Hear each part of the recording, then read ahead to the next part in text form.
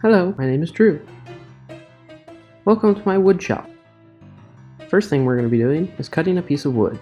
To cut a piece of wood, take the saw in your hand and saw back and forth with the saw until the piece comes off. Whoa, watch out there! That brings me to a very good point. Let's take a look at our first aid kit that we should have inside of our shop at all times. The first thing that we should have is band-aids. In here we also have a first aid kit which is kind of buried, so make sure that you know where that is and are able to get to it in case you have an emergency.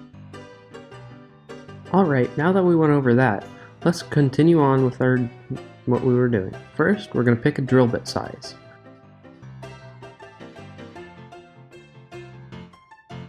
This is the largest drill bit.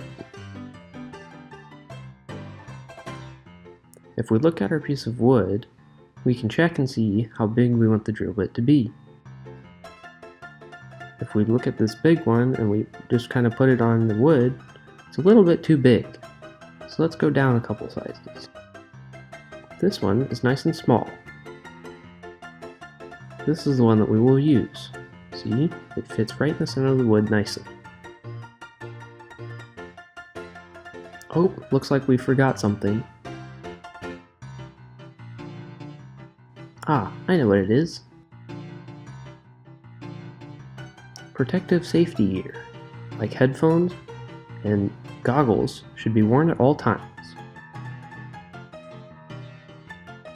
Put your headphones on, and then put your goggles on without stabbing yourself in the eyes. It may be beneficial to put the goggles on first. This drill bit is sharp enough that I can just poke a hole in the wood. You can see that the hole is not in the center of the wood. So what we're going to do is we're going to move the bracket backwards so that way it's in the center of that hole. And then now, if we look at it, the hole is in the center of the wood. So now we can turn on the drill and drill holes. We've drilled 2 holes. This will be important for later. Now we're going to take the drill bit out, so that way it's ready for the next time that we're going to use it. Now we've moved over to the sander. I'm going to turn the sander on, and we're going to sand away the first part of it. What we're going to do is we're going to smooth out the edges and sand down until we get to the second hole, and we're going to round around the second hole so that way we have a nice round end where we're not going to hit ourselves on it. Also, what you can do is sand at the sides so that way it's a little bit smoother and nicer. You can use the little one to do fine tuning because it doesn't spin as fast as the round one or as the tall one. Now we're going to move on to the saw. This is a small saw.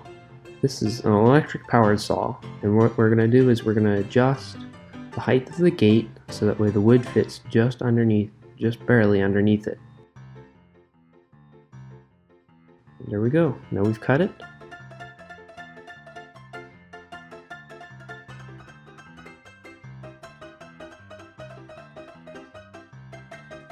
We're going to cut off a little bit more of the excess since we cut it at a little bit of an angle.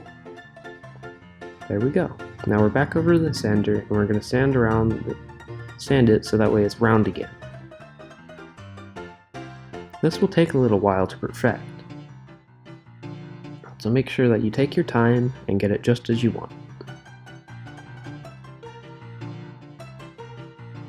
With little pieces, it's hard to do it on this tall sander because the piece is so small that you risk hitting your fingers on it. So try to use the slower spinning drum.